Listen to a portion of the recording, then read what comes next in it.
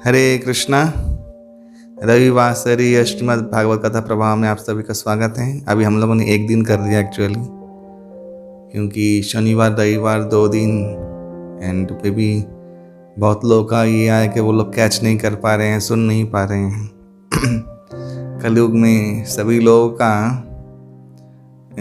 यही प्रॉब्लम और बढ़ने वाला है। अपने आप के लिए समय निकालना मुश्किल हो जाएगा। तो खैर कोई बात नहीं, हफ्ते में एक बार भी अगर हो तो कोई प्रॉब्लम नहीं है। श्रीमद् भागवत कथा प्रवाह थोड़ा सा भी एक क्षण भर के लिए भी अगर सुन लें, कुछ समझ में आ जाए, हृदय में उतर जाए कुछ बातें, तो उससे भी परम कल्याण संभव है। श्री श्रीमद् भागवत की जय। ओम अज्ञानतिमिरान्धस्य ज्ञानाञ्जनशलाकया चक्षुरुन्मिलितं तस्मै श्रीगुरवे नमः। नमः विष्णुपादाय कृष्णप्रेष्ठाय भूतले श्रीमते जयपताकास्वामिनिति नामिने। नमः आचार्यपादाय निताय कृपाप्रदायिने गौरकथाधामोदाय नवग्रामतारिणे। नमः विष्णुपादाय कृष्णप्रेष्ठाय भूतले श्रीमते भक्तिवेदान्तस्वामिनिति नामिने। नमस्ते सारस्वती देवी श्री गौरवाणी प्रचारिणे निर्विशेष शून्यवादी पाश्चात्य देशोतारिणे। जय श्री कृष्ण चैतन्य प्रभु नित्यानंद श्री अद्वैत गदाधर श्रीवासादि श्री गौर भक्त वृंद। हरे कृष्ण कृष्ण कृष्ण हरे हरे, हरे राम राम राम हरे हरे। मुखं करोति वाचालं पंगुं लंघयते गिरिं यत्कृपातमहं वन्दे श्री गुरुं दिनतारिणं श्री चैतन्यं ईश्वरं श्री परमानन्दमाधवम्। ओम जन्मादि यस्य यतहन्यातितरस्तर्तेष विघ्नस्वराट् तेने ब्रह्मदितजाति कवये मुह्यन्ति यत्सूरयः तेजो वारि मृगां यथा विनिमयो यत्प्रतिसर्गं वृषाः धाम्ना स्वेन सदन्यस्य कुहकं सत्यं परम धीमहि। नारायणं नमस्कृत्यं नरं चैव नरोत्तमं देवीं सरस्वतीं व्यासं ततो जयमुदीरयेत्। नष्टप्रायेषु भद्रेषु नित्यं भागवत सेवया भगवती उत्तम श्लोके भक्तिर्भवति नैष्टिकी। नाम संकीर्तनं यस्य सर्व पाप प्रणाशनं प्रणाम दुःख शमनस्तं नमामि हरिं परम। हरिः ओम तत्सत्। त्वमादिदेवं करुणानिधानं तमालवर्णं सुहितावतारम् अपार संसार समुद्र सेतुं भजामहे भागवत स्वरूपम। ग्रंथराज श्रीमद् भागवतम की जय।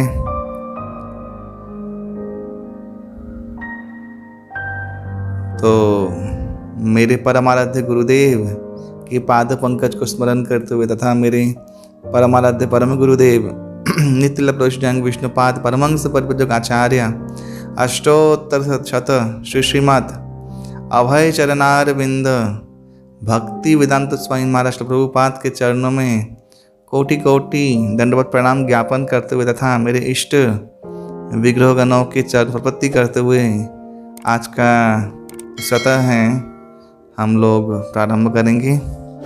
तो श्रीमद् भागवतम में अभी तक द्रोण पुत्र अश्वत्थामा को कैसे दंड दिया अर्जुन ने, यहाँ तक हम लोगों ने सुना। 7वां अध्याय हम लोग कंप्लीट कर चुके हैं। देखिए शुरू भी हुआ और 7वां अध्याय भी खत्म हो गया। और आज है विशेष एक अध्याय, वह कुंती महारानी की प्रार्थनाएं और परीक्षित का प्राण रक्षा। यह है 8वां अध्याय। श्रुतोवाच, श्रुत गोस्वामी ने कहा, अथ ते संपरेतानां स्वानाम् उदकम् इच्छतां दातुं स कृष्णाः गंगायां पुरस्कृत्य ययुः स्त्रियः। श्रुत गोस्वामी ने कहा कि इसके बाद परलोकगत अपने स्वजनों के उद्देश्य से जल अर्पण करने के मानस से पांडवगण द्रौपदी सह गंगा के तट पे गमन किए और बाकी सब जो महिलाएं वो लोग अग्रभाग में जा रहे थे।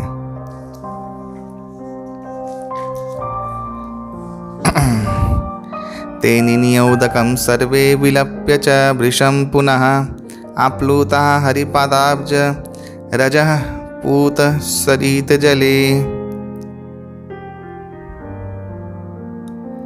उन सब स्वजनों के लिए जो लोग परलोकगत हुए हैं,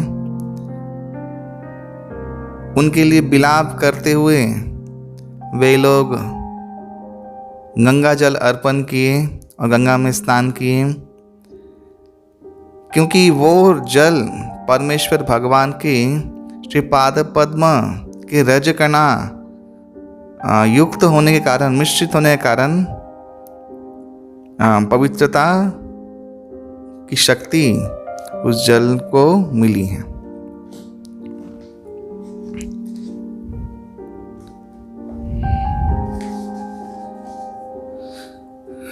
तो यहाँ पे इन दो वाक्यों से यहाँ प्रतिपन्न किया गया है कि भगवान साक्षात वहाँ पर विराज कर रहे थे, वो भी बहुत सारे रूपों में। एक तो भगवान वेदव्यास के रूप में, साक्षात पूर्ण पुरुषोत्तम भगवान श्री कृष्ण सच्चिदानंद घन परमेश्वर, और एक बलराम जी। तो ये तीन भगवान और भी थे, लेकिन और तीन भगवान, कोई स्वयं रूप, कोई तदकात्म रूप, कोई अंश विलास, स्वांश विलास। ये तीन भगवान भी ये लौकिक विधान में कभी भी बाधा नहीं दे रहे हैं। कोई आत्मीय स्वजन अगर देह त्याग करता है, उसका विधिवत श्राद्ध कर्म, तर्पण इत्यादि होना बहुत आवश्यक है। इसके लिए ऑलरेडी मेरा एक वीडियो है प्रीति तर्पण के बारे में, और श्राद्ध विधि के बारे में मैंने वीडियो कभी मैं बोला नहीं है कभी भी वीडियो में, फिर भी बोलना चाहता हूँ यही कि श्राद्ध विधि कर्म जो है, इसका उपेक्षा कभी ना हो पाए। नहीं तो आज जो विदेशों में हालत है म्लेच्छ यवनों के जो संस्कृति में आप देख ही रहे हैं, ये इसीलिए हुआ है कि पूर्वज पितृगणों को तर्पण नहीं दिया जाता। मैंने सत्य घटनाएं बहुत लोग के मुंह से सुना। एक बहुत इम्पोर्टेंट घटना वो यह कि हमारे बहुत माननीय पूज्य गोरखपुर गीता प्रेस के हट्टा करता विधाताओं में से एक वो हैं श्रीमान हनुमान दास पोद्दार जी। इनको भाई जी भी कहा जाता है, और श्री प्रभुपाद भी इनसे बहुत बार भेंट की, और बहुत सुखद इन लोगों में कृष्ण कथा आलोचना हुआ, और वृंदावन के बहुत बड़े विभूति रह चुके हैं, और समस्त संतगणों का बहुत प्रिय रह चुके हैं, और बहुत ही सिद्ध वे संत थे, सिद्ध कोटि के। उनको कई बार भगवान का दर्शन हुआ था, ये प्रामाणिक है। तो भाई जी का खुद के जीवन का एक घटना है ऐसा कि वो बॉम्बे चौपाटी में थे, तो किसी काम से गए थे, और वो हमेशा सुबह के अर्ली इन द मॉर्निंग और शाम के वक्त थोड़ा सा समुंदर किनारे एक बेंच में बैठते थे।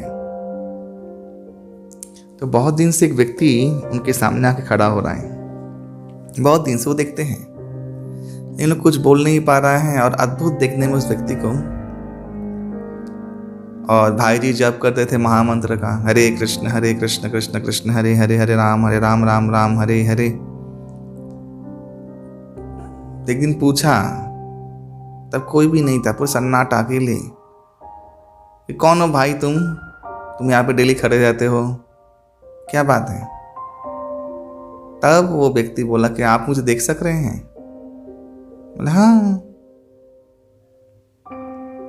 तो बोले मैं एक प्रेत हूँ।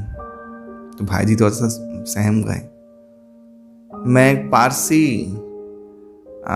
भौतिक परिवार से संबंध था मेरा जस्ट मृत्यु से पहले, लेकिन मैं बहुत दिनों से भटक रहा हूँ और बहुत कष्ट है।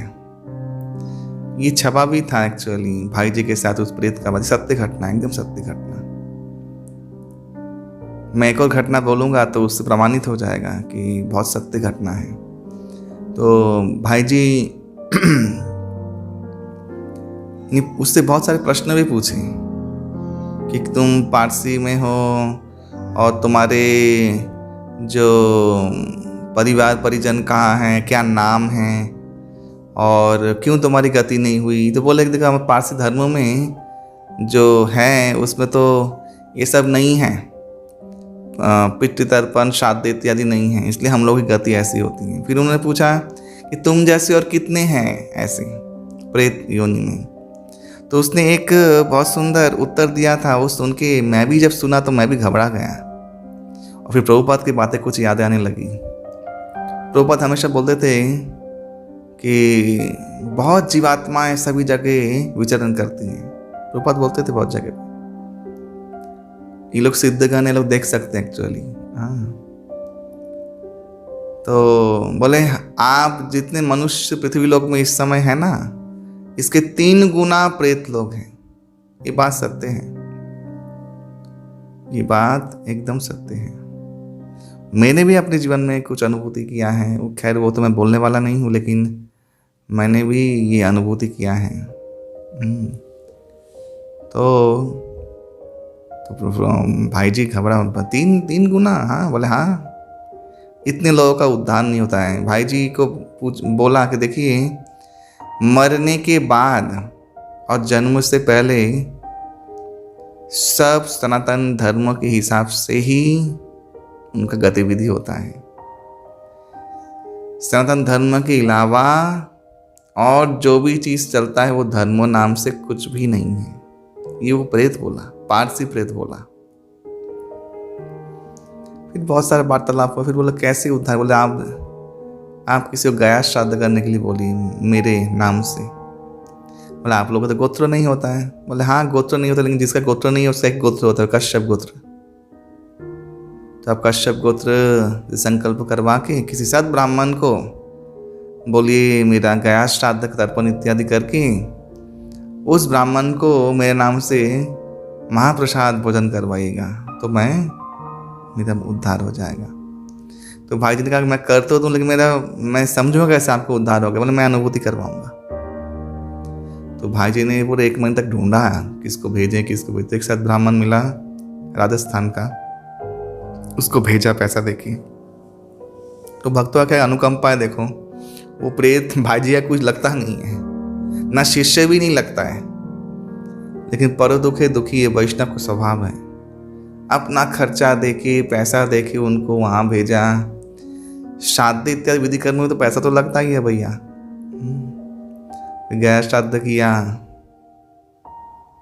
उन ब्राह्मण को महाप्रसाद जिमाया और फिर अनुभूति वो व्यक्ति आया दिव्य देह धारण करके भाई जी के सामने।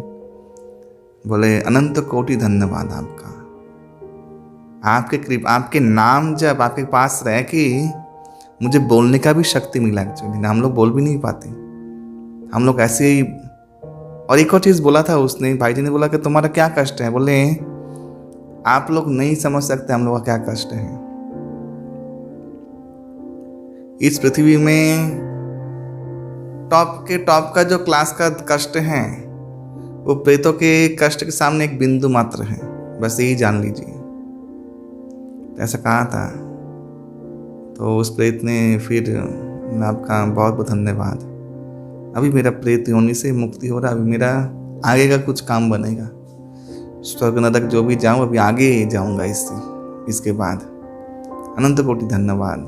तो ये हनुमान दास पोद्दार जी के जीवन की सत्य घटना है। और हालांकि कुछ सालों पहले विदेशी हॉलीवुड के एक बहुत बड़े एक्टर, उनके बेटे का भी ऐसा ही एक्सीडेंट हुआ और वो मर गया। सिल्वेस्टर स्टैलोन बहुत बड़े फेमस एक्टर हैं, आप लोग गूगल कर सकते हैं। उसके बेटे को भी किसी प्रेत ने, जब वो मर गया उसका बेटा, उसके पिताजी को दिखता था वो बेटा आ रहा है, बात कर रहा है, बहुत दुखी है, कुछ बोल नहीं पा रहा है। तो उसकी आत्मा ने उसकी आत्मा को किसी और आत्मा ने कहा था कि भारतवर्ष में हरिद्वार में अगर पिंडदान दे, पूजा करे तो तेरा मुक्ति हो जाएगा। तो ये अपने पिता से कहा, उसने कम्युनिकेट करके कैसे भी करके कहा। आपने देखा होगा, बहुत कुछ सालों पहले की घटना है, 2011 की शायद घटना है या 12 ऐसा की घटना है। सिल्वेस्टर स्टेलन 14 की भी हो सकती है, मुझे पता नहीं, आप लोग गूगल कीजिए आपको मिलेगा। वे आए हरिद्वार में और हरिद्वार में शादी तर्पण किया। ये सत्य घटना है। ये जो CPM लिबरल और जो अभी जो दानवीय जो एक चल रहा है ना पॉलिटिकल एक चीज़ है, इन घटनाओं को ढांक देते हैं ताकि लोगों को धर्मों के प्रति विश्वास ना रहे। धर्म विश्वास रहने से इन लोगों का प्रॉब्लम होता है। हाँ, तो इसलिए ये सब घटनाएं हम लोग इसलिए बोल रहे हैं कि शास्त्र में जो जो चीज़ लिखा हुआ है पालन करने योग्य विधि विधान मनुष्य के लिए, और जो कथाएं हैं ये 100% सत्य घटनाएं हैं। सावधान हो जाइए जीवन को लेकर।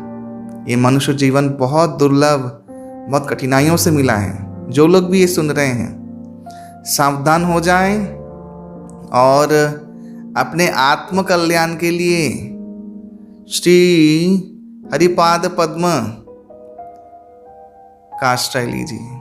समय रहते ले लीजिए, नहीं तो चरमे पुरीवे लाजे, नहीं तो मरने के बाद एकदम अवस्था खराब हो जाएगा। संतगण भी, शुद्ध संतगण भी बहुत लिमिटेड हैं। लिमिटेड माने बहुत ही अल्प। 300 करोड़ की आबादी में या 500 करोड़ की आबादी में 50 भी शुद्ध सिद्ध संत नहीं है भारतवर्ष में। एक्चुअली भाई जी थे, पंडित गया प्रसाद जी थे, हाँ कुछ लोग थे, प्रभुपाद जी थे, अभी भी थोड़े बहुत हैं, हाँ, लेकिन बहुत कम है। सिद्ध संतों की बहुत खपत है, बहुत कमी है। तो वो तो आप लोग को मिलने वाले हैं नहीं। फिर भी ये जो ज्ञान मिल रहा है इसको एक अवलंबन करें। भगवान के नाम जप का आश्रय लें। जीवन में शास्त्र विधि जो कहा गया है 4 नियम पालन करें। मांसाहार नहीं, जुआ नहीं, नशा वर्जित करें, चाय कॉफ़ी इत्यादि, और अवैध संग वर्जन करके नाम जप करें तो अवश्य ही समस्त प्रायश्चित 3-4 नियमों में आ जाता है। एक्चुअली आप लोग जानते हैं श्राद्ध करने के बहुत लोग हैं। अभी मैं सुन के घबरा गया। कहीं पे हमारे सूरत में किसी भक्त के घर में किसी का देहांत हुआ। शास्त्र में श्राद्ध विधि में ये दिया गया है कि जिनके माता पिता या स्वजन का देहांत होता है उनके सगे संबंधी जो एकदम गोतियां हैं वे लोग हविष्यान्न ग्रहण करेंगे। हविष्यान्न है एक पाक जिसमें छौंका नहीं लगता, चावल को उसमें घी देके वो हविष्यान्न कहते हैं। पुरुष मर जाए तो 13 दिन तक, स्त्री मर जाए तो 11 दिन तक। हाँ, ये हविष्यान्न ग्रहण करेंगे, तपस्या करेंगे, उसके बाद प्रायश्चित करते हुए श्राद्ध इत्यादि करके शुद्ध होकर फिर ही छौंक दिया हुआ खाना खाएंगे। ये शास्त्र में दिया गया है। ये शास्त्र में दिया गया है। आजकल ये इस विधि का भी लोप हो गया है। बहुत लोग तो नाम ही है बरसी, यानी 1 वर्ष के बाद 1 वर्ष लगता है यहाँ से यमलोक या कहीं जाने के लिए, वहाँ से विचार होगा उसके बाद कहीं जाएगा। तो ये 1 वर्ष तक आप जितना भी एकादशी करोगे, जितना भी पुण्य कर्म करोगे उनके लिए दान इत्यादि, वो सब उनको लगेगा उनको बहुत सारी यातनाओं से मुक्ति मिल जाएगी, आपको आशीर्वाद मिलेगा, उनका अच्छा गति होगा। अभी तो बरसी भी लोग 1 महीने में करना चाहते हैं क्योंकि शुभ प्रसंग आ रहा है, शादी होगा, होली नहीं खेलेंगे बच्चे, माने इतना भोग विलास में इतना प्रायोरिटी, किसी के लिए कोई कुछ करने की तैयार नहीं है। आज का जमाना ऐसा आया है। नाम ही है बरसी, यानी 1 वर्ष के बाद वात्सरिक कार्य बोलते हैं उसे, उसमें फिर षोडश पिंडीकरण होता है। तो जितना ये सब कर्म शुद्ध तरीके से करेंगे उतना आपका कल्याण होगा, आपके परिवार का, आपके वंश का कल्याण होगा। जितना ये कर्म आप लोप करेंगे आपका वंश नष्ट हो जाएगा, ये निश्चित है। इसीलिए म्लेच्छ यवनों का कोई वंश नहीं टिकता है, परिवार बोल के कुछ नहीं होता है वहां पे। पशु की बात ही जी रहे हैं, जैसे कुत्ते बिल्ली गधे जन्म लेते हैं ना, वैसे ही जी रहे हैं, मर रहे हैं। तो सावधान हो जाइए। देखिए भागवतम में लिखा हुआ है, भगवान स्वयं इन लोगों को लेके जा रहे हैं। ये सब श्राद्ध कर्म इत्यादि, इसमें कभी भी लोप नहीं होना चाहिए। हाँ, लेकिन एक और बात भी है, कर्म कांड के ज्यादा आश्रय नहीं लेकर भागवती विधि से अगर कराएं, वैष्णव को तुष्ट करे, भगवान का महाप्रसाद प्रेतों को दें, तो उससे सबसे ज्यादा अत्यंत कल्याण होता है। ऐसे शास्त्रों में भी दिया गया है।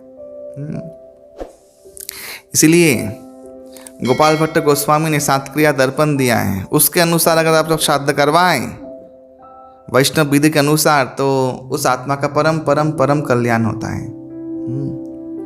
हमारे आचार्यगण इस विधि का लोप करने के लिए नहीं बोला है। देखिए वो लोग देखे गए हैं, बुक ग्रंथ देखे गए हैं, नारद पांचरात्र से, पुरोहित दर्पण इत्यादि से उल्लेखित समस्त मंत्रों के द्वारा श्राद्ध विधि का लोप करने के लिए नहीं कहा गया है। फर्क सिर्फ यही है, यहाँ पे भगवान के आश्रय में सब कुछ होगा। शालिग्राम के समीप तीर्थ में वैष्णवों द्वारा वैष्णवों को भोजन करवाया जाएगा और वैष्णव विधि से समस्त श्राद्ध क्रिया किया जाएगा, पिंडदान इत्यादि, महाप्रसाद भगवान का, और वैष्णव होम।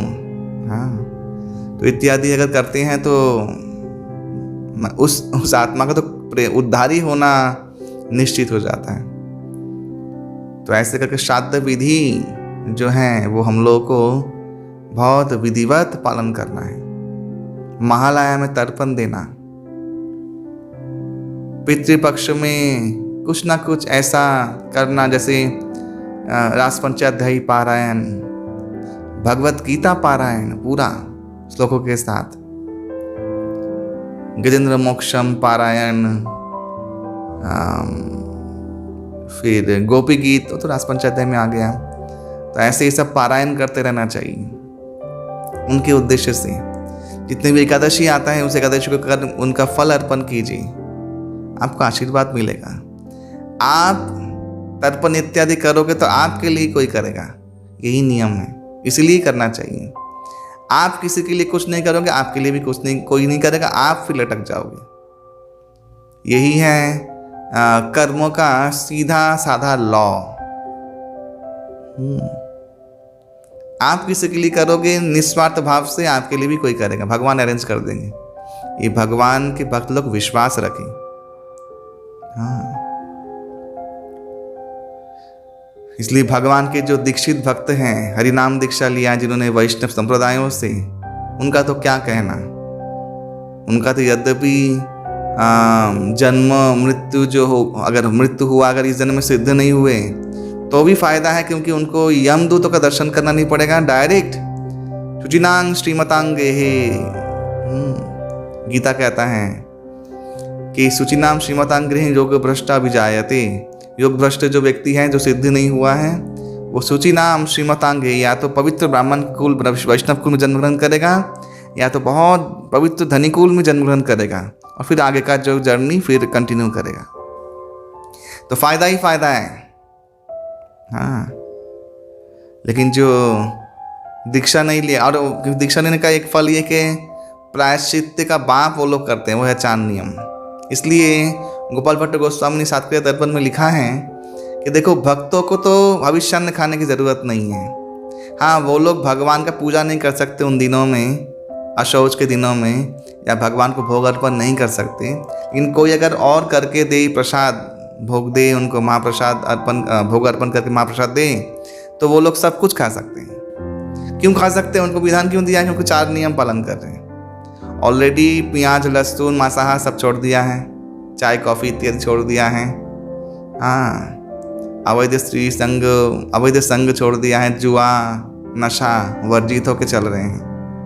क्योंकि इन 11 दिनों में कर्मियों को, जो लोग भक्त नहीं हैं, उन लोगों को ये 4 नियम पालन करने का विशेष विधि दिया गया है, ब्रह्मचर्य पालन करने का, इन 11 या 13 दिनों में। तो भक्त लोग तो सारा जीवन ही वही करते, दीक्षा लेने के बाद या दीक्षा से पहले भी।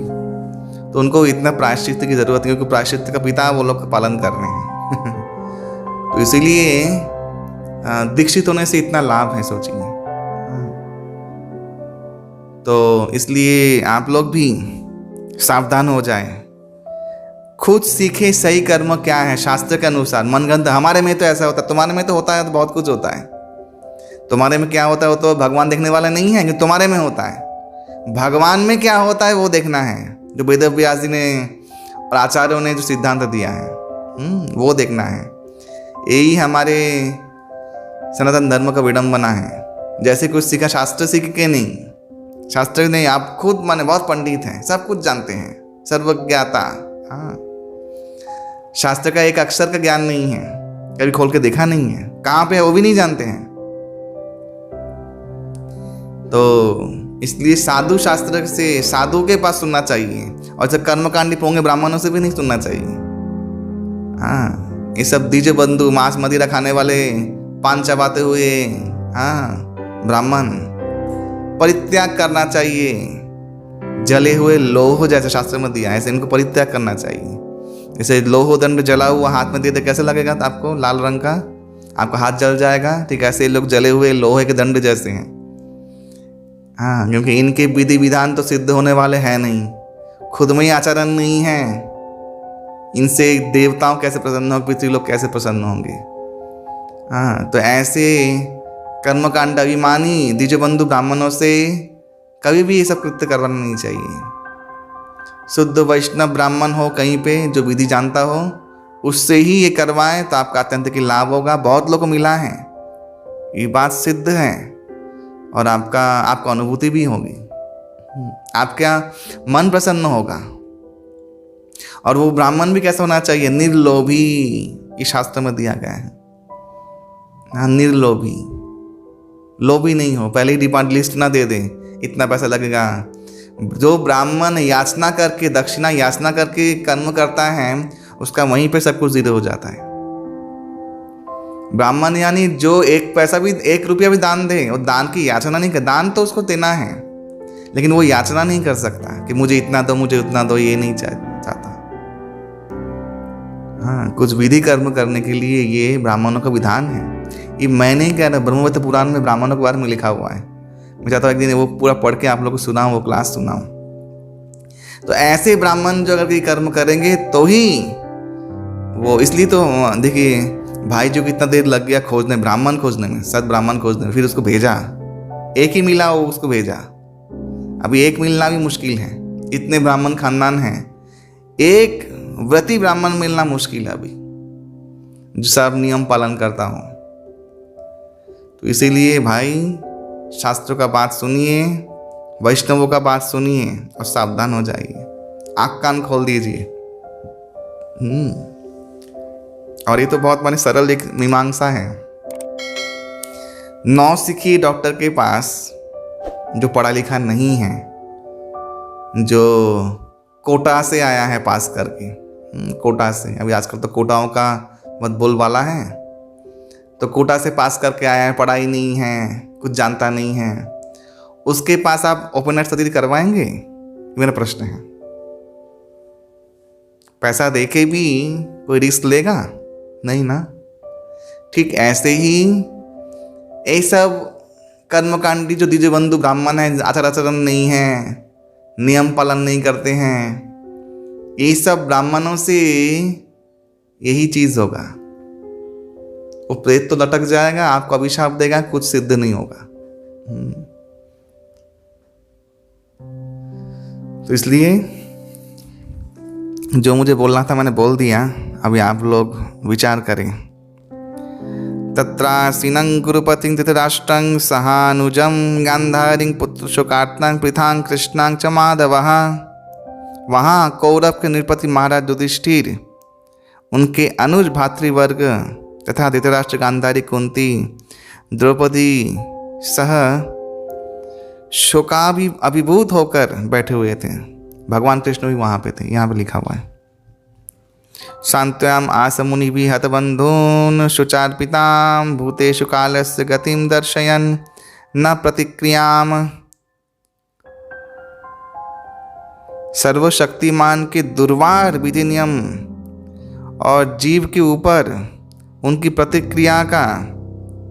प्रतिक्रियाओं की कथा को उल्लेख करके परमेश्वर भगवान श्री कृष्ण और उपस्थित मुनिगण आर्त और शोकाभिभूत सभी उन कौरव पांडव गणों को सांत्वना देने लगे।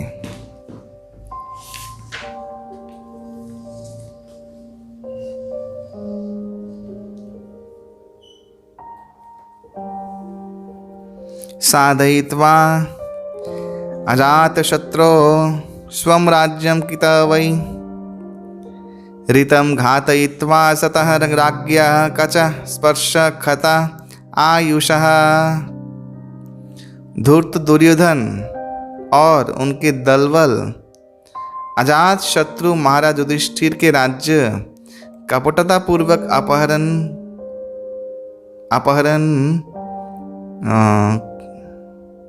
उन्होंने अपहरण किया था। परमेश्वर कृपा से उस राज्य का पुनरुद्धार कार्य संपन्न हुआ। दुर्योधन के साथ जो समस्त असत राजाओं ने इस अधर्म के युद्ध में उनके पक्ष होकर युद्ध किया था, उन सबको परमेश्वर भगवान ने मृत्यु के घाट उतार दिया।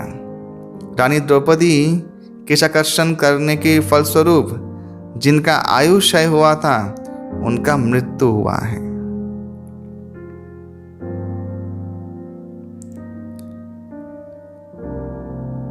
कलयुग के आविर्भाव के पूर्व में गौरवमय दिन में ब्राह्मण, गावी, स्त्री, शिशु और वृद्ध गण का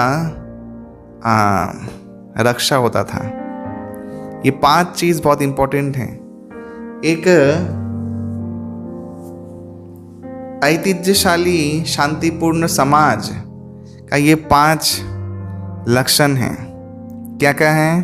पहला तो जहाँ ब्राह्मण सुरक्षित रहें, दूसरा गोवंश सुरक्षित रहें, और गोवंश सुरक्षित ही ना रहें, बहुत प्रफुल्लित और बहुत ही हर्षोल्लास के साथ उनका जीवन व्यतीत हो, बहुत सुखी रहे गाय। जहाँ पे स्त्रियों का सुरक्षा हो, सम्मान हो,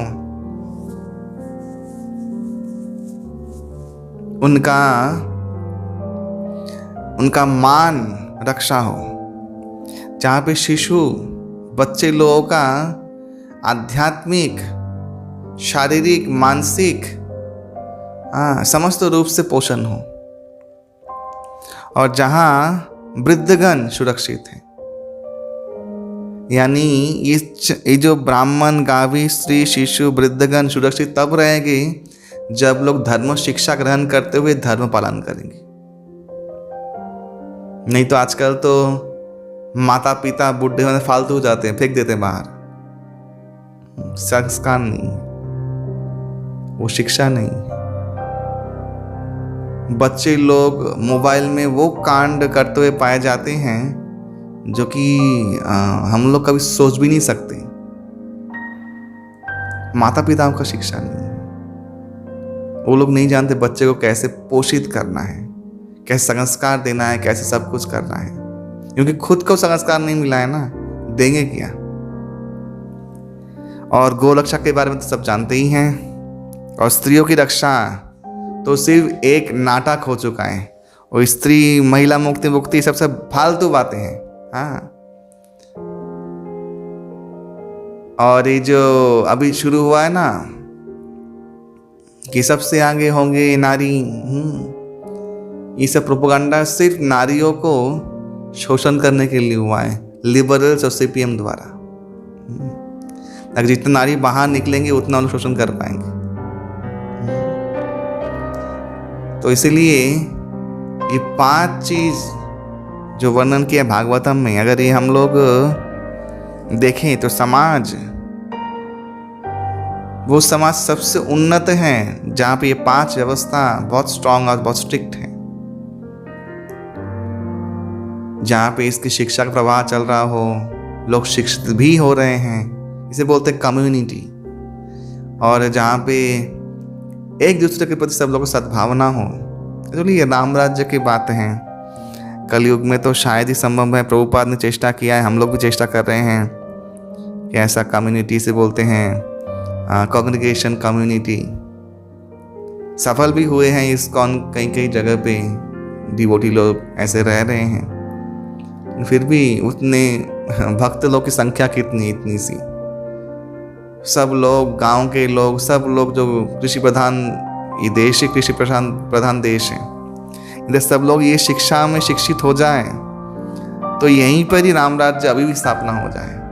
यही हम लोग वैदिक फार्म कम्युनिटी जो हम लोग का जो एक प्रोजेक्ट है उसके माध्यम से हम लोग ये प्रचार कर रहे हैं। और त्रिपुरा में ट्राइबल्स लोगों को जो उपेक्षित थे उन लोगों के ऊपर विशेष इस्कॉन के द्वारा काम किया गया है। इस इंडियन ट्राइबल केयर ट्रस्ट के द्वारा, इस्कॉन का ही ट्रस्ट है। और श्री श्रीमद् भक्ति पुरुषोत्तम स्वामी महाराज जो हमारे गुरु भाई हैं और इस जो प्रोजेक्ट कांडारी हैं एक्चुअली, तो उन्होंने काफ़ी हद तक त्रिपुरा में बहुत जगह कवर किया है, काम कर रहे हैं।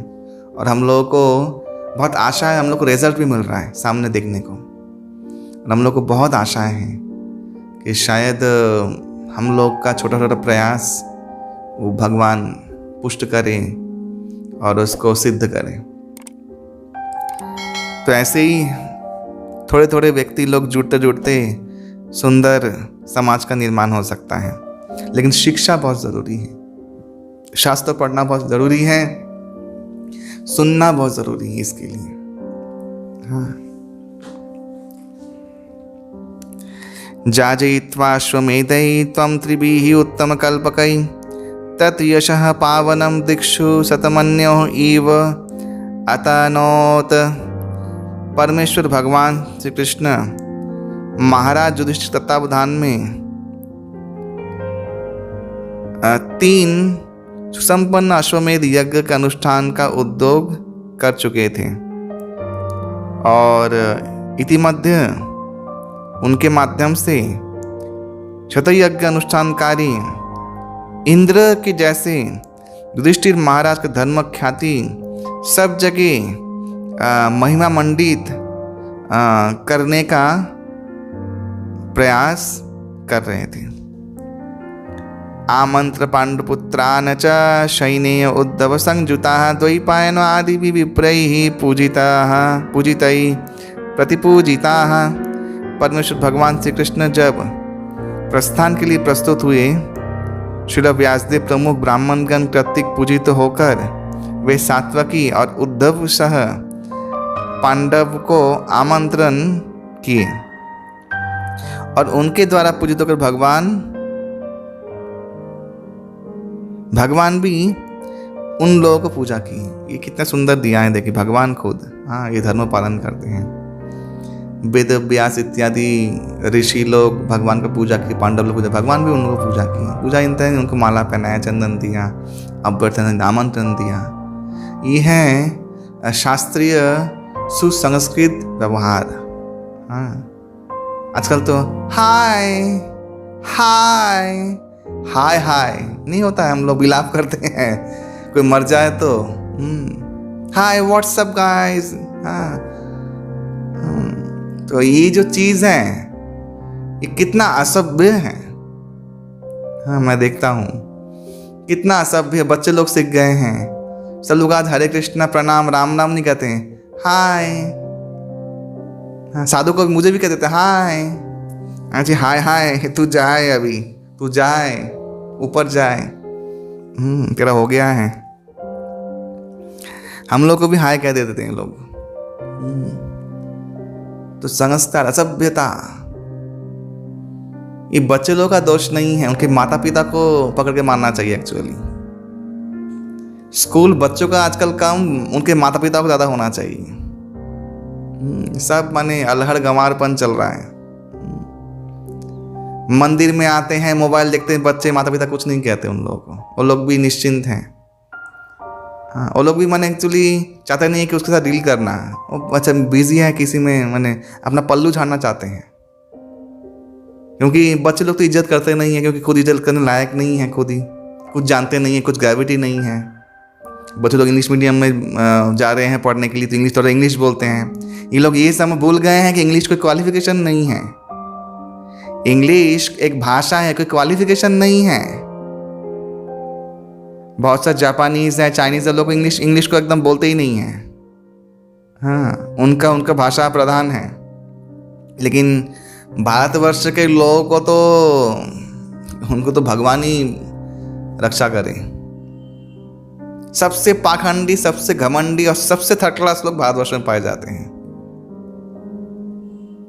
और उसमें भी जो श्रेष्ठ व्यक्ति है वो लोग धनबाद में पाए जाते हैं। माने उसमें टॉप रैंक के व्यक्ति लोग धनबाद में रहते हैं। तो शास्त्र पढ़ के माता पिता को भी ग्रेविटी मेंटेन करना चाहिए, ताकि बच्चे लोग आंखों के इशारे से डरे। कैसे नहीं मानेंगे, मानने से भूत भी भागता है। पहले के ऐसा अनुशासन था, अनुशासन नहीं करेंगे तो शासित नहीं होंगे। ये लोग शासित करने की माने वस्तुएं हैं। हाँ, शासन करना बहुत बहुत जरूरी है, नहीं तो सब उद्दंड, सब तो मानसिक विकार युक्त व्यक्ति हैं। हाँ, खुरापाती खोपड़ियां सब घूम रही हैं, उनका संग कर रहे हैं। व्यभिचार, कदाचार ये सब हो जाएंगे कंट्रोल नहीं किया तो। अनुशासन कोई दंड या कोई क्या बोलते जुल्म नहीं है। अनुशासन तो प्रिंसिपल है, डिसिप्लिन है। हाँ, तो मंदिर में आए हैं, पड़े हुए हैं, कोई पाँव फैला के सोया हुआ है, कोई पड़ा हुआ है। हाँ, थोड़ा सा मंदिर में आने का भी संस्कार नहीं है। वस्त्र कैसे पहने हुए हैं मंदिर में आते समय, सब माता पिता लोग खुद भी नहीं जानते। उन लोगों को पहले सुधारना चाहिए पकड़ के। तो इसीलिए ये सब क्या व्यवहार कि शास्त्रों में क्या सुंदर व्यवहार, ये सब व्यवहार सुनेंगे नहीं, समझेंगे नहीं, सीखेंगे नहीं तो करेंगे कहाँ से। तो जो लोग भी ये सुन रहे हैं, सीख रहे हैं, आप भागवतम पढ़िए और वो व्यवहार जीवन में उतारिए। सबसे पहले तो बच्चों को राधे राधे, राम राम, हरे कृष्णा ये सब बोलना सिखाइए। हाथ जोड़ करके नमस्ते, नमस्कारम। हाँ, ये सब बच्चों को पहले माने ये संस्कार दीजिए। सबसे पहला संस्कार, पहले के दिनों में हम लोग थे, हमारे माता पिता बोलते थे, कोई आते थे गेस्ट, पाँव छू, हम लोग पाँव छूते थे। और पाँव छूना भी आज का शॉर्टकट हो गया, ऐसे घुटनों में यही पाँव छूते हो गया। हाँ, कोई तो पाँव कहाँ है वो भी खोज नहीं पाता है। फिर मैंने बोला इधर है मेरे पाँव। तो सब माने विकृत होता जा रहा है, सुधर कुछ नहीं रहा है। इतना सीरियल चल रहा है, रामायण चल रहा है, हनुमान हनन सब कुछ, सीख कुछ नहीं रहे कोई। यही कारण है क्योंकि कैरेक्टरलेस लोगों से कोई शिक्षा प्राप्त नहीं होता है। वो लोग भले ही अभिनय करे, भले ही द्रौपदी दिखा रहे हैं, कृष्ण अर्जुन महाभारत सीरियल, बच्चे लोग भी देख रहे हैं, सीख कुछ नहीं रहे हैं। क्यों नहीं सीख रहे हैं? चरित्र नहीं है उन लोगों में, जो लोग अभिनय कर रहे हैं।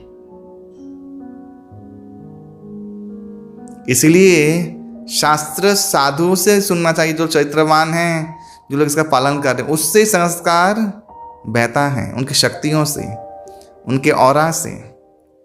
इतना सीरियल चला, देखिए अभी सीरियल बहुत हुआ है, कुछ शिक्षाएं कुछ नहीं हुई है, बच्चों की भी नहीं, माँ बाप की भी नहीं, कुछ किसी की भी शिक्षा नहीं हुई है। सब ना कि बिजी हैं।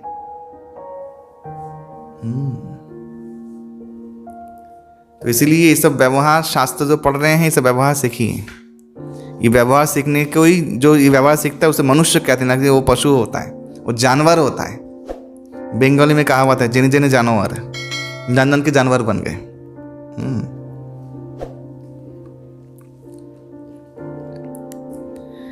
गंतुं कृतमति ब्रह्मन् द्वारकां रथम आस्थिताः उपलेवे अभिधावन्तीं उत्तरां भयविह्वलाम्। जैसे ही भगवान कृष्ण गमन करने के लिए रथ में आरूढ़ हुए, ठीक उस समय उत्तरा भय से व्याकुल होकर उनके पास द्रुत वेग में दौड़ी चली आने लगी। क्या हुआ? उत्तरोवाच पाहि पाहि महायोगिन देव देव जगतपते। नान्यं त्वद्भयं पश्य यत्र मृत्यु परस्परम। उत्तरा ने कहा, ये देव देव जगतपति, बहुत सुंदर श्लोक है।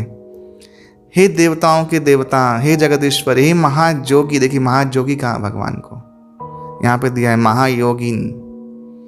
भगवान पवित्र आत्माओं के साथ रास करते हैं, किसी शरीरधारी के साथ नहीं।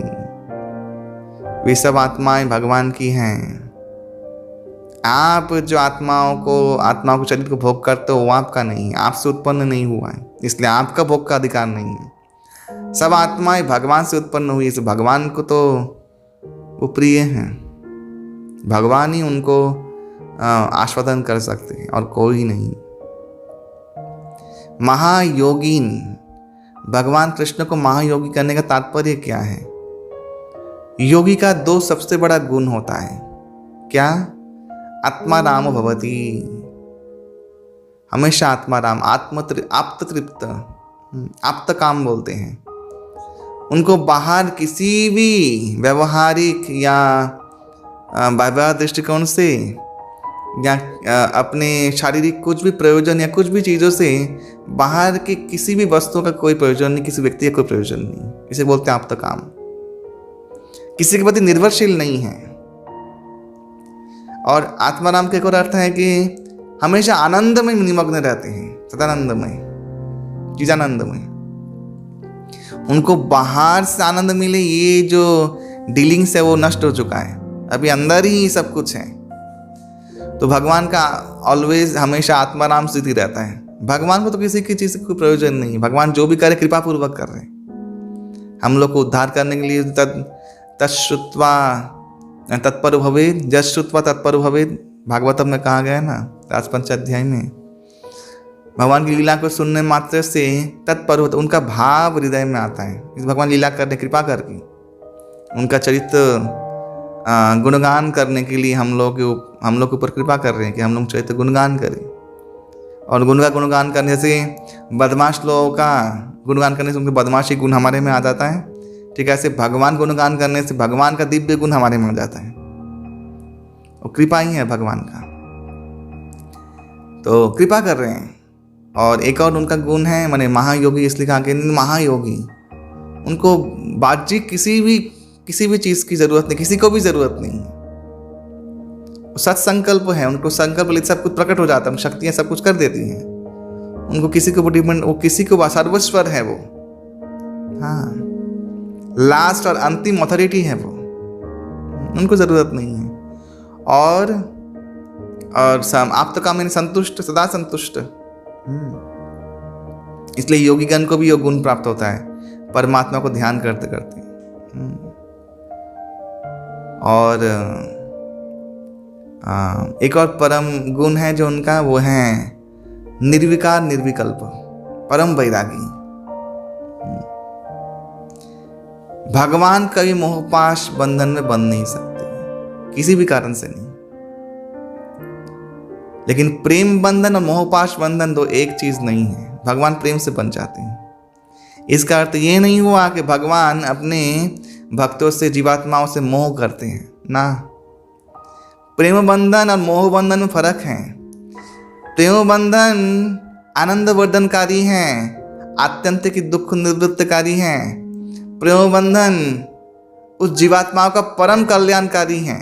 लेकिन मोह बंधन अज्ञानता, परम दुखकारी और अंतत्वगत्वा उन जीवात्माओं को विनाश करने वाली, विनाश करने वाली स्थिति का विनाश करने वाली है, उनका परिस्थिति का विनाश करने वाली है। इसलिए मोह बंधन और प्रेम बंधन में फर्क है। आप लोग सुना भगवान प्रेम के बंधन बन जाते हैं, इसका अर्थ ये नहीं है भगवान मोहित हो गए, हम लोग माने मोहग्रस्त हो गए ना। भगवान तो उस प्रेम का प्रतिस्पर्ध का आपको, आप आत्माओं को एक जगह दे रहे हैं। इस नरेंद्र मोदी जी हैं, हाँ, उनको कोई व्यक्ति, मैंने देखा एक ब्राह्मण कोई था वाराणसी का, उनको एक टोपी पहनाया, ब्राह्मण का टोपी जो होता है ना वो पहनाया।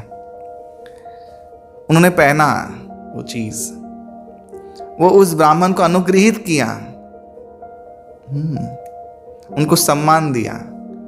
एक इतना बड़ा व्यक्ति भी उनको सम्मान उस ब्राह्मण को सम्मान दे रहा है। तो भगवान ये अनु आत्माओं का, और वो भी आत्मा कौन सी आत्मा? देखिए, 2 महत पाप हैं, उस पाप जैसा कोई पाप नहीं है। एक तो पंच महापातक और पातकात। पंच महापातक पाप होता है क्या क्या? पहले तो मदिरा पान, मदिरा भक्षण, स्वर्ण का चोरी करना, गुरु तल्प गवन, गुरु पत्नी का भोग करना, और ब्रह्म हत्या, गो हत्या। ये 4 महापातक। और 5वां महापातक कौन है? तत्संगी, इन चारों का संगी। उनका संग करने को वही पाप लगता है जो उसको लगा है। हाँ, तो पंच महापातकात, 5 महापातक हैं। इसको करोड़ों गुना बढ़ा दिया जाए तो वो है अघप पाप, जिसे कोई प्रायश्चित, इनका प्रायश्चित भी है। ये जो अघप पाप बोलने वाला उसका प्रायश्चित नहीं है, वो है अकृतज्ञता और विश्वासघात। ये वाल्मीकि रामायण में लिखा हुआ है, अकृतज्ञता। जब लक्ष्मण जी सुग्रीव को भगवान राम के कहने पर गए, चतुर्मास से खत्म हो गया, लेकिन सुग्रीव भूल गया क्या वादा किया था। तब ये ब्रह्मा जी का कथन वहां पे उल्लेख हुआ वाल्मीकि रामायण में, किष्किंधा कांड शायद।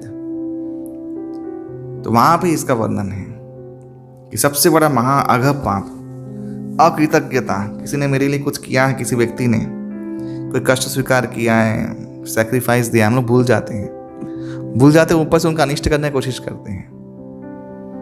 तो इससे बड़ा इसका प्रायश्चित नहीं है, भयानक पाप है ये।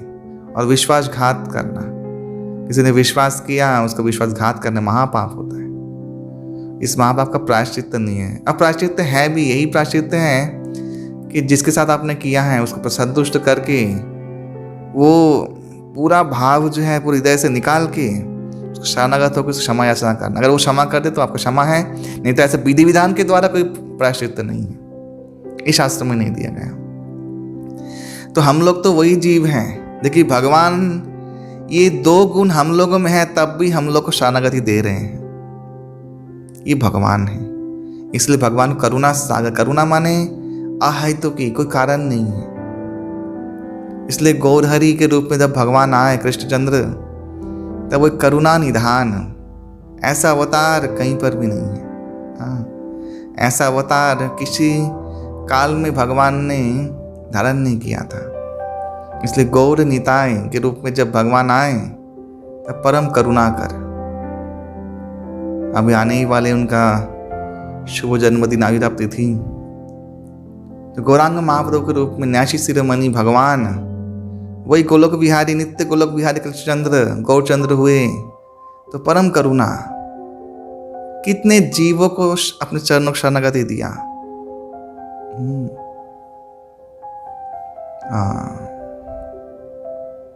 ये 2 गुण अवगुण होने के बावजूद हम लोग कितना नमक हराम हैं, हम लोग कितना कृतज्ञ हैं भगवान के प्रति, हम लोग कितना विश्वासघाती हैं, भगवान को कितना विश्वासघात किया है। हाँ, करेंगे तुम्हारा भजन, एक बार मनुष्य बना दो, बना दिया, नहीं किया।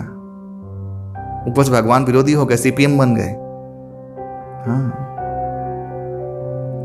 उसके बावजूद भी भगवान आपको शरण दे रहे हैं। ये भगवान का विशेष अनुकंपा है, विशेष अनुकंपा। ये हमारे ठाकुर जी हैं। तो भगवान तुम्हें ये 2 अघप पाप करते हुए भी तुम्हें अपना रहे हैं जीवों को, ये भगवान की विशेष कृपा है। इसीलिए भगवान मोहग्रस्त कभी नहीं हो सकते। इसलिए भगवान का प्रेम बंधन बंधना वो मोहग्रस्त होना नहीं है। इसलिए मोह बंधन प्रेम बंधन 2 अलग अलग चीज़ें हैं, ये हमेशा याद रखिएगा। इसलिए क्योंकि भगवान महायोगी हैं, यहाँ पे जो बोला है वो निर्विकार निर्विकल्प रहते हैं। भगवान ने खुद कहा कि किसी से उनका द्वेष नहीं है, किसी से उनका प्रीति भी नहीं है, गीता में भगवान ने खुद कहा है। और हमेशा पूर्ण वैराग्य में रहते हैं। भगवान का 6 गुण है, उसमें से अब सबसे ऑड गुण है पूर्ण वैराग्य, लास्ट वाला गुण, जिसमें पांच गुणों में से 3 गुण भी रहे, वो पूर्ण वैराग्यवान कभी नहीं हो सकता। भगवान में वो है, भगवान पूर्ण वैरागी। भगवान रामचंद्र को बोला छोड़ दो, हाँ एकदम चलो, पूर्ण वैरागी।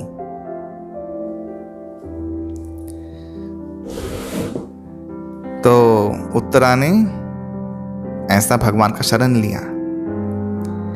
अभिद्रवती मामीश शरः तप्त अयसः विभो कामं दहुतु माम नाथ मामे गर्भ निपात्यताम। हे परमेश्वर, आप सर्वशक्तिमान हैं। एक ज्वलंत लौह बाण मेरे प्रति द्रुत धावित हो रहा है, द्रुत गति में। हे नाथ, अगर आपका इच्छा होता है तो ये मुझे दग्ध कर दे, लेकिन मेरे गर्भस्थ संतान को ये ना जला पाए। हे परमेश्वर, मेरे ऊपर कृपा करें। तो देखिए यहाँ पे शरणागति इसे कहते हैं, उत्तरा शरणागत हुई। अगर आपका इच्छा है तो ये मुझे नष्ट कर दे, लेकिन मेरे जो गर्भस्थ संतान उत्तरा के गर्भ में कौन थे? परीक्षित महाराज, वो सुरक्षित रहेंगे। और आप सर्वशक्तिमान हैं भगवान, आपके सर्वशक्तिमान और कोई भी नहीं। ये है परम आश्रय भगवान, यही है भगवान का पोजीशन। इससे आगे की कथा हम लोग नेक्स्ट सुनेंगे सतह में। आज समय की अवधि के कारण हम लोग यहीं तक इसको विराम दें कथा को। लेकिन आज जो मैंने कुछ कहा, आप लोग अवश्य हृदय विचार कीजिएगा और सावधान हो जाइए, सुशिक्षित हो जाइए। आप लोग निर्भय हो जाएंगे। अभय चरण श्री कृष्ण के चरणों में आके समर्पित करके अपने आत्मा को, आप लोग भी अभय को प्राप्त हो जाएंगे सदा के लिए। सदा पश्यन्ति सूरयः। हरे कृष्णा कृष्ण कृष्णा हरे हरे, हरे राम राम राम हरे हरे, हरि ओम तत्सत्। हरे कृष्णा।